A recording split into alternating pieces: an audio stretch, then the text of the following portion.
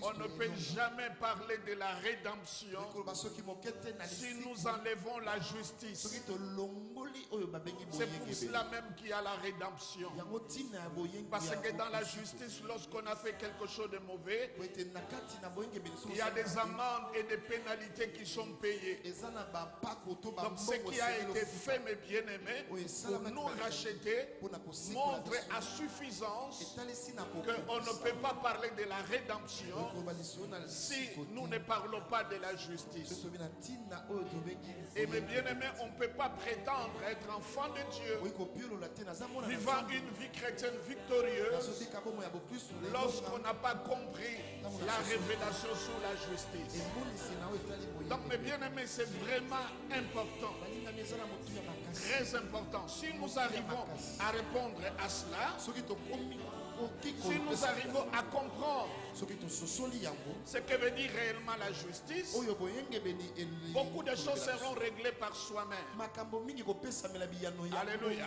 Amen. Beaucoup de problèmes vont se régler par soi-même. Et je crois que beaucoup d'entre nous, nous serons témoins de ce que je dis.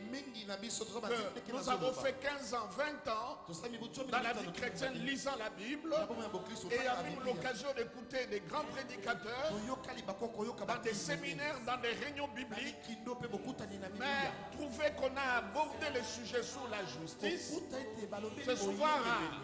Il y a quelques versets que nous lançons comme cela, comme des slogans. Cherchez d'abord le royaume de Dieu et sa justice. Le juste vivra par la foi. Et tous ces versets-là que nous avons l'habitude d'utiliser, même bien-aimés, quand le temps allait dans la profondeur par rapport à d'autres sujets, par exemple les hôtels, les liens et toutes ces choses-là, ce n'est pas des sujets que vous trouvez à la portée de vos yeux quand vous ouvrez la Bible. Mais quand il s'agit de la justice, nous les trouvons partout dans la Bible. Déjà, le jour que Dieu a dit à l'homme, quand tu mangeras le fruit, tu mourras. C'est déjà la justice, c'est la punition. Donc le jour que tu vas manger, il y a une sentence qui sera prononcée, tu vas mourir. Et déjà quand le Seigneur donne la promesse de la rédemption, il y a déjà un prix à payer. Voyez mes bien-aimés dans le Seigneur, que nous avons une vie chrétienne. C'est vrai que nous gênons, nous prions. C'est comme j'ai l'habitude de le dire. L'Église est en train de bien courir, mais sous la mauvaise direction. Nous faisons des exploits. C'est comme quelqu'un de bien-aimé qui donne le coup en l'air. Il n'y a pas d'adversaire.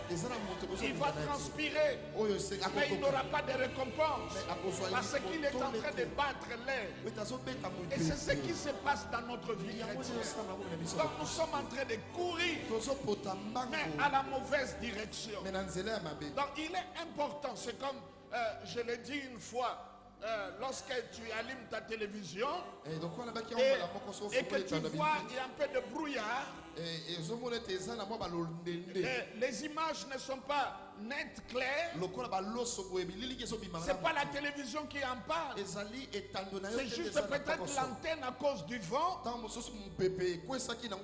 qui a bougé un peu. Il suffit simplement de mettre l'antenne sur une bonne direction, les images deviennent claires. Donc parfois dans notre vie chrétienne, il y a lieu que nous puissions simplement, mes bien-aimés, être un peu tournés, juste un peu seulement, en écoutant par exemple l'enseignement sur la justice.